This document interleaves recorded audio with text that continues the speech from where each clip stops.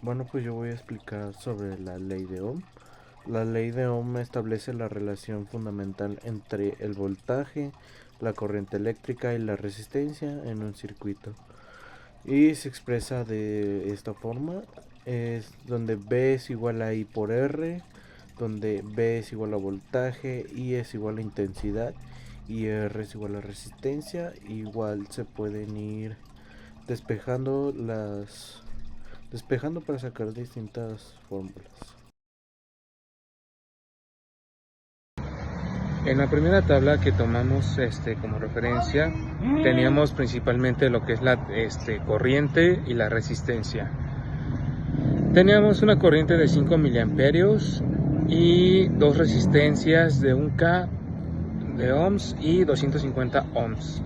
La tercera resistencia era de manera opcional el valor. Al obtener las resistencias y la corriente, se iba a hacer el cálculo para obtener el voltaje que iba a obtener cada resistencia, para que nos dieran el valor de la corriente. Al momento de calcular, en la primera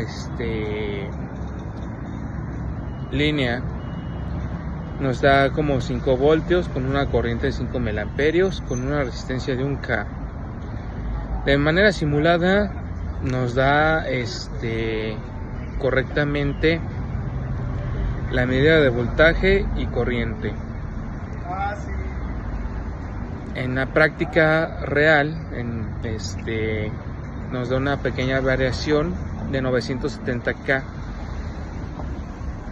En la segunda línea tenemos igual una corriente de 5 miliamperios con una resistencia de 250 ohms, que al momento de calcularlo nos da un voltaje de 1.25 voltios.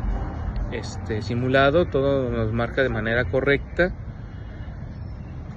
y en la práctica real nos da una pequeña variación de 5 ohms hacia abajo.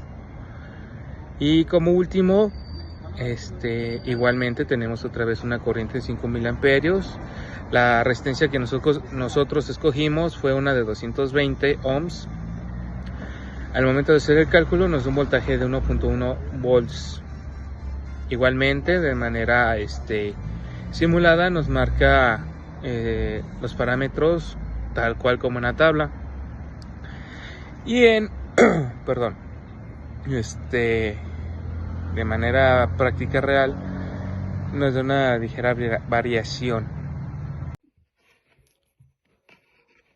Bueno, yo voy a explicar la segunda tabla. Para esta segunda tabla se va a tomar una tensión de 5 voltios en todos los casos. Para el primer caso vamos a utilizar una resistencia de 1K de ohms, y lo que queremos sacar son las corrientes. Considerando que el voltaje es 5 y la resistencia es de 1K, da como resultado una corriente de 5 miliamperes. Para el segundo caso se va a tomar ahora una resistencia de 250 ohms y un voltaje de 5 volts, y da como resultado, aplicando la ley de Ohm, 20 miliamperes como corriente.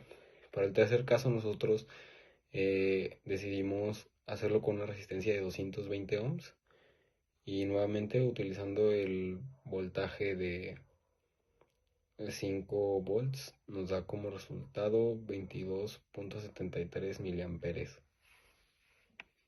Y para el tercer caso estaríamos utilizando un voltaje de 5 volts, una corriente de 15 miliamperes, que vendría dando como resultado 333.33 ohms.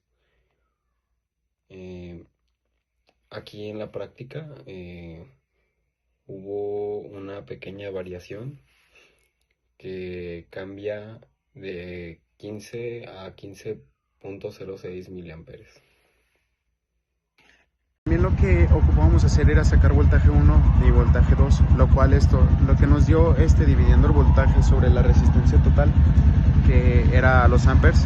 Ese resultado lo tenemos que dividir sobre cada resistencia, sobre resistencia 1, sobre resistencia 2, y ya ya lo cual nos daba el voltaje 1 y voltaje 2, y así con todos los circuitos.